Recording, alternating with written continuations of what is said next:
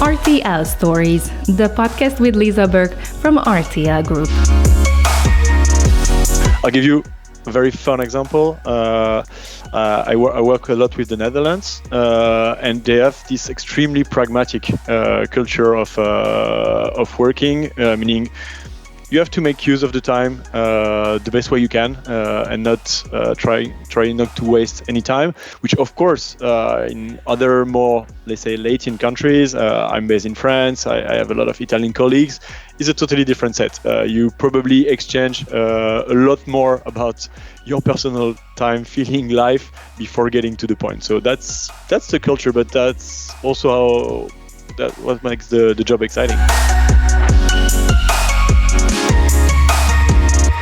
Hello, everyone, and welcome to RTL Stories, the podcast. I'm Lisa Burke, based here in Luxembourg, RTL in Luxembourg, and in this series, we're exploring the lives of some extraordinary people who have made RTL their career home, investigate what they do and how they got here. So today, I'm delighted to welcome Jean-Baptiste Moggio, or as most colleagues know him, JB, who has just returned from RTL Beach in Cannes, no less, which is an important event for RTL AdAlliance, RTL Group's international advertising sales house. JB is a marketing and branding expert based in Paris, and he joined RTL Universe more than 10 years ago. For 9 of those years, he worked in marketing and sales, and most recently as head of marketing. And just before hitting the 10-year milestone, he decided to try something else and join the communications team as Senior Brand Director Communications and Branding at RTL AdAlliance. Well, JB, welcome. Thank you so much, Lisa. I'm so honored to be called an extraordinary person. I think I'm not, but I'm very happy to be on this podcast with you. Well, that's very modest of you. Let's just dig into some of those 10 years. So, JB, during the past decade, you've accompanied 2 major transformation phases of RTL Group's international advertising sales house. Originally called IP Network, the division became RTL Ad Connect in 2017. Then in 2022, the decision was made to combine RTL Ad Connect, G&J IMS and SmartClip. And so RTL AdAlliance was born by November 2023. So for those of us who don't work in this field, can you just talk us through all of these movements in RTL's advertising house? Yes, for sure. Back in 2013, when I started, IP Network was like a family business. It was 40 people spread across Europe, with a very smooth business running to connect international advertisers with the RTL media brands in Europe and let them expand internationally. But very rapidly in 2016, the company transformed first time to RTL Ad Connect. So it used the RTL branding and it grew the business very, very fast. We jumped from 40 employees to more than 100 employees, and the turnover was multiplied by more than 3 in the same time. So it was really about releasing the full potential of our business and also embracing the digital transformation of the media and advertising business. And then in a process that started in 2022. We decided to join forces between different international entities of the RTL group. So RTL Ad Connect, which was looking after the audiovisual side of advertising, television, online video. Conneria IMS, which was focusing on the print and the online print business within the RTL group and Bertelsmann. And finally, SmartClip Media, which was an expert in ad technology and programmatic advertising. So it really changed a lot, and I really feel like I've been in 3 different companies over these past 10 years. You've mentioned so many things there, but just focusing on marketing, I know it's moving into communications now for you as well, but with marketing, not one size fits all.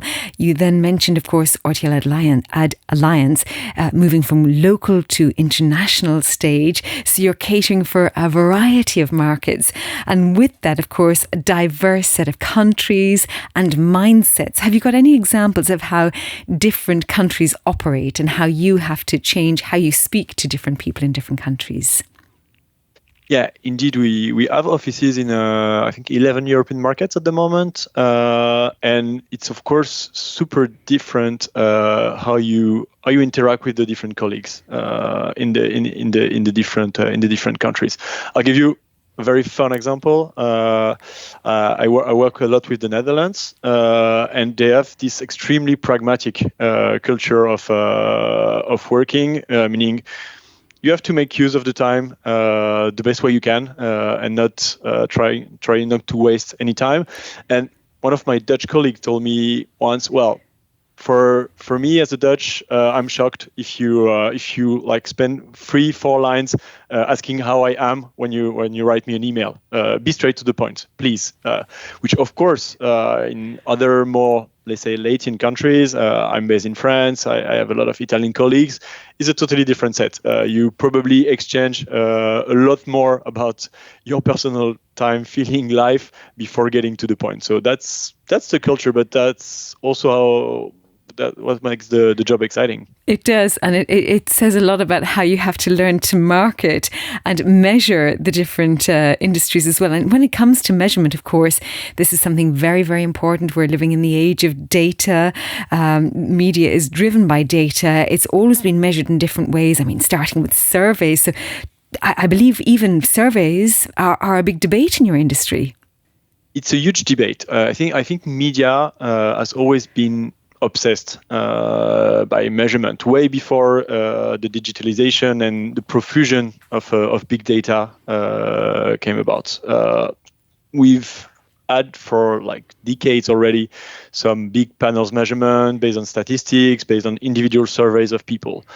What changed in the recent years, and due to the let's say explosion of data, is that we had to understand the complementarity between this digital data that gives us extreme precision in the way a brand can advertise, because you can really touch the one person you want, and let's say the legacy measurement that we developed in the past decades. And there's a real complementarity, because data is extremely efficient to target, but it's less precise when it comes to measure. And if it's about measurement, you are better with panels and statistics to achieve the measurement. So advertisers, brand, but also media and agencies in general, in the process, I think in the last 10 years, familiarize themselves with these two concepts of targeting, precision, and broad measurement to make the two work together. And I think now, even in medias like television, radio, even print, we understand the importance of data, and we are able to explain the importance of complementarity between data and measurement. And when we were speaking earlier in preparation for this, you mentioned that LinkedIn is an amazing platform for B2B. Yeah, that's really something that has a lot to see with my change of role.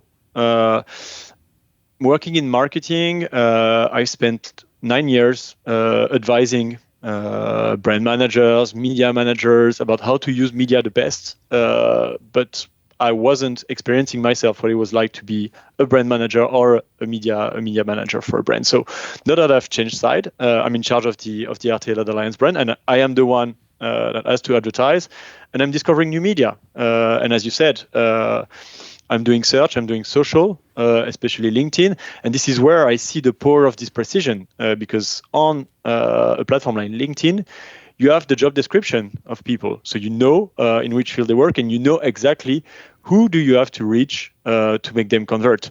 But again, that's not the full game. Proper marketing is about awareness, so talking to as many people as you can, and then finding the right, precise person that is most likely to convert. Mm-hmm. Well, again, you've mentioned a couple of times, of course, you served as head of marketing before switching to become the senior brand director, comms and branding.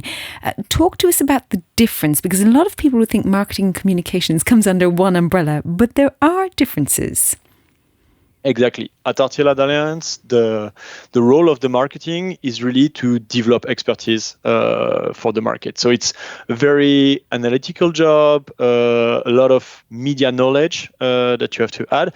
And the role is really to transfer this expertise to all the sales force within RTL AdAlliance. We have currently more than 100 people in sales, and each of them has to be the smartest person possible when it comes to talking to client, because the expertise brings the added value. This is why the advertiser will accept or want to meet us, because we bring added value through this expertise. And marketing was all about developing this expertise by collecting, gathering, analyzing data, and create great stories around this data. So it was really a very business focused job, very much on the field, very much with clients on a daily basis, where communication is really different. You don't talk to individual clients, you talk to the full market. So you have to come with shorter, simpler message, more impactful.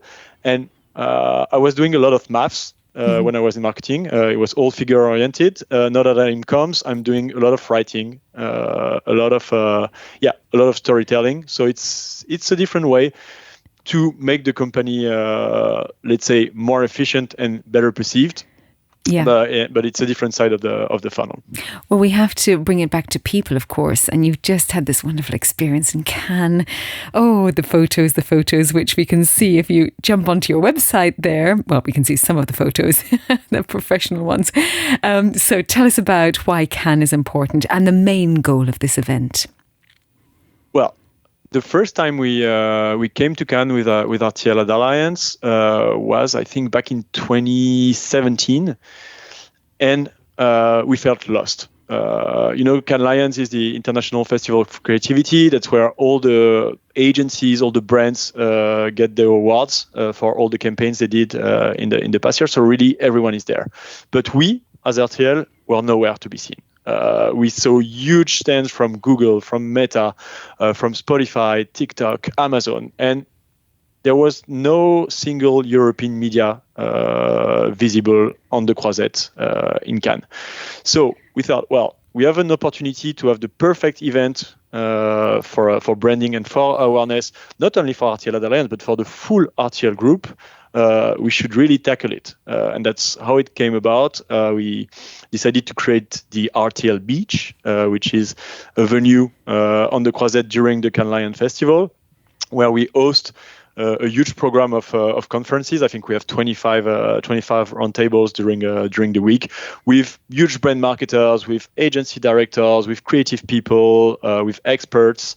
And on the side, we also do a lot of social events, networking events, so dinner, parties, lunch, breakfast, etc.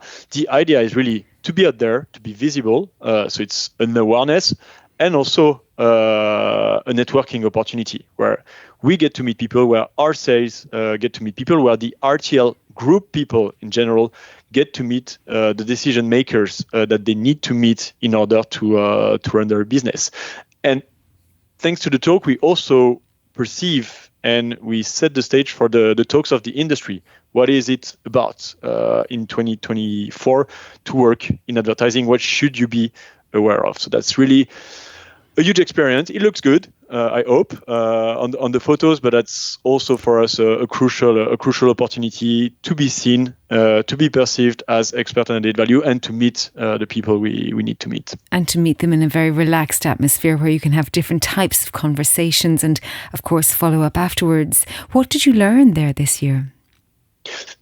Well, without a lot of surprise, it was all about artificial intelligence this year. Everybody was talking about that in multiple ways, but the key message is that artificial intelligence is really about complementarity with the human being. If you're good at your job, artificial intelligence will help you to be better and faster at doing your job. If you're not good at your job, artificial intelligence will help you to fail faster and better as well. So it's all about developing the talent, unleashing the creativity of human individuals thanks to productivity tools. So let's bring it back to your job then as a professional. So RTL AdAlliance, it was one of the first business units after RTL Group and RTL Deutschland to adopt adopt the United branding in June 2022. So this new branding was adopted before you became Senior Brand Director, but I'd love to know what your first impression was of this new branding. Well, for us, anything that brings the entities of the RTL group together in a more visible and consistent way is great, because as an international business, we have to establish RTL as one big group, one big brand. Regarding the branding by itself, I love it. Super modern, super neat, great guidelines that help every single person working with the branding to do something that looks great, even without being, let's say, a design or a marketing expert. So I think we look way more professional thanks to this very nice and modern design, black and white, etc. Something I also like personally a lot is that RTL Group is working with illustrators called Joseph and Sebastian. They are based in Munich, and they are doing these very colorful pop illustrations that are very that bring a huge complementarity with the design that is very black and white. So you can really balance out the black and white, very professional design with some fun, inspirational illustration. And I think in the end, that's what advertising is all about, being very professional and very clean on the one end, but also having a lot of fun and transmitting great messages. So I love working with this illustration. We work a lot in direct with the illustrators, and we create custom illustration for Cannes or for some other events that we develop, like the Total Video Key Facts, which is our yearly survey. Well, I'm glad you've mentioned TV Key Facts, because I'd like to know more about this study so that other people can learn about this important study and what it means. Yeah. Our purpose as RTL AdAlliance is really to support brands in embracing the European diversity when it comes to media and advertising. And for that, we created long ago, 30 years ago, a tool that is called TV Key Facts. Back then it was television key facts. Now it's Total Video Key Facts. And it's a database, a book, and a presentation that we give to the market, and that really gives the best possible overview of the media landscape in the different European and even other countries. So it's always a big event for us. That's our signature. And we hope this year we're going to make something big. Again, last year was the 30th anniversary, so we made a very nice TV show to celebrate it. Now, in 2024, I really hope that we can have something, a physical event around it, because now that COVID is over, we have to get in touch with the people in person again, and that's a super good opportunity to bring people back in a room, exchange with them, and let's say shape the future of the video market all together with our clients, with our partner, etc. Now, when you took on this new role, you had a bucket list of challenges for yourself, which I think, given this experience that I've had to interview exceptional people at RTL, everyone starts their role with a vision. Or even when they're starting off as a runner or something, they have a vision for themselves. And then when they mould into a job, they have a vision for that role. So what was your vision and your bucket list? Well, the reason I took the role is really because of this new project of a company, this merger of three companies. All the brand was to be restarted from not scratch, but nearly. So I had four key projects that I wanted to achieve in my first year. The first one was to develop the RTL AdAlliance branding. So based on the RTL United branding, develop a tone of voice, develop a look and feel. The second one was the website. And it's super challenging when you merge three companies to create a single website that reflects all the business and all the roles that are done within all the different teams that you have within this company. Because website is about showing what you do.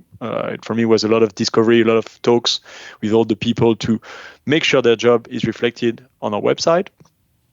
Third project was the TV Key Facts. It was my first TV Key Facts as as a communication manager. So it was creating a visual identity, creating a story around it, developing the book.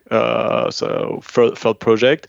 And the fourth was the beautiful RTL Beach, which is over. So right now, I feel quite well. I've crossed out all 4 projects of my bucket list, and now it's time to look further into my future projects and what needs to be done. And looking into that future, you mentioned to me earlier that internal communication and culture is something you would like to focus on.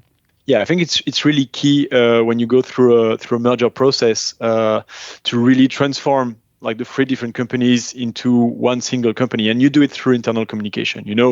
Through meeting, through newsletter, through social activities between the employees. And I think one very important step that we just achieved was to define our common values and our common culture for the companies with 4 pillars: simplicity, collaboration, determination, and adaptability. And now we have to make sure that these values are really understood and that everybody can bring this value to life in their day-to-day job. And like internal communication will be a huge vector for achieving this mission and making sure we shape one culture as one company. Well, JB, thank you so much for sharing your expertise and your decade at RTL through various transitions. Thank you so much, everybody, for listening to this episode. If you're part of RTL, let us know your thoughts on the RTL Group intranet in the comments section. And you can also, of course, get in touch on one of the many social media channels. Just search for RTL Group on LinkedIn, X, YouTube and Instagram. We always love to hear your thoughts, and I'll see you next time. Thank you for listening.